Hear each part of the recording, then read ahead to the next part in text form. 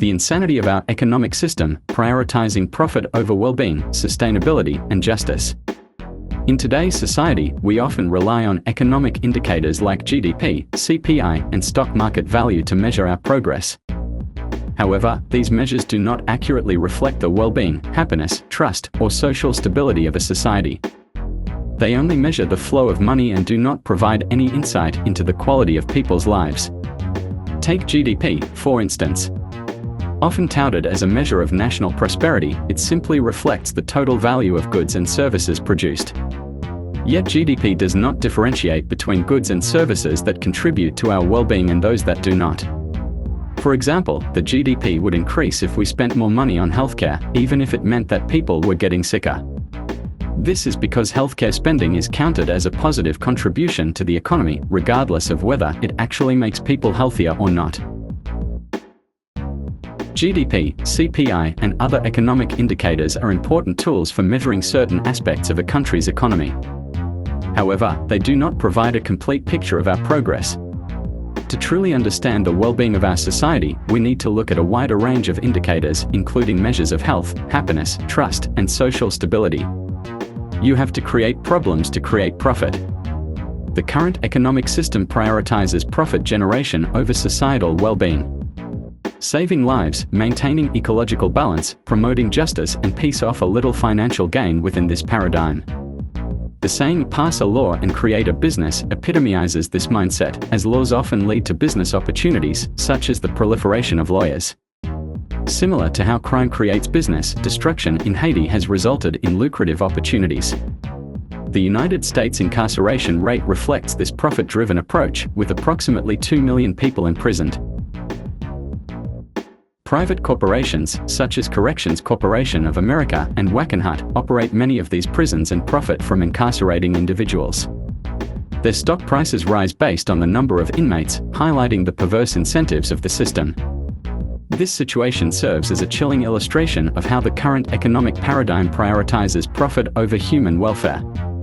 It is crucial to challenge this paradigm and explore alternative economic models that prioritize human well-being, environmental sustainability, and social justice.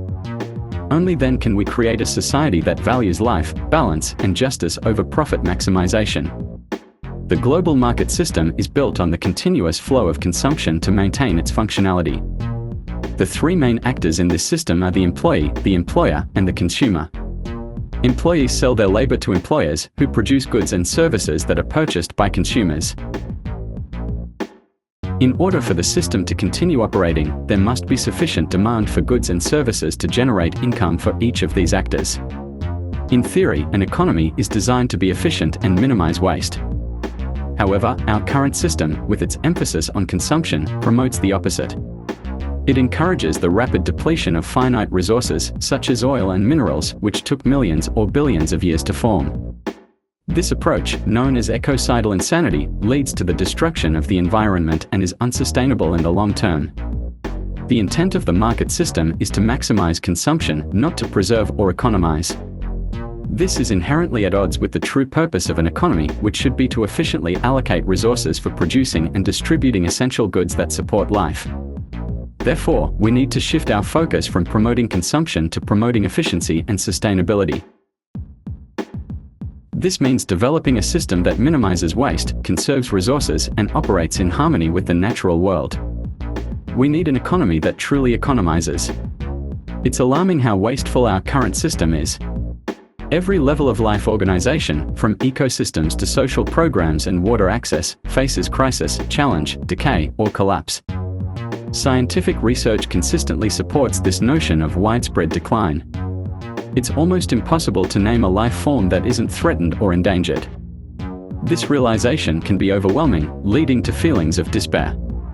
Unfortunately, we have yet to fully comprehend the underlying mechanisms responsible for this pervasive decline. It's as if we are afraid to confront the root causes, choosing instead to continue our current practices despite their clear ineffectiveness. This denial of reality borders on insanity, as we persist in repeating actions that evidently do not yield positive outcomes.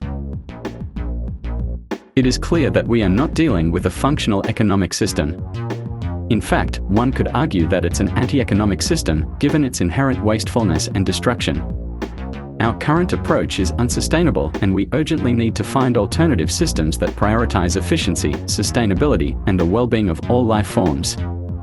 Recognizing the extent of the crisis is the first step towards finding solutions. We must educate ourselves, challenge assumptions, and embrace innovative thinking. It's essential to collaborate across disciplines and perspectives to develop truly sustainable and regenerative systems.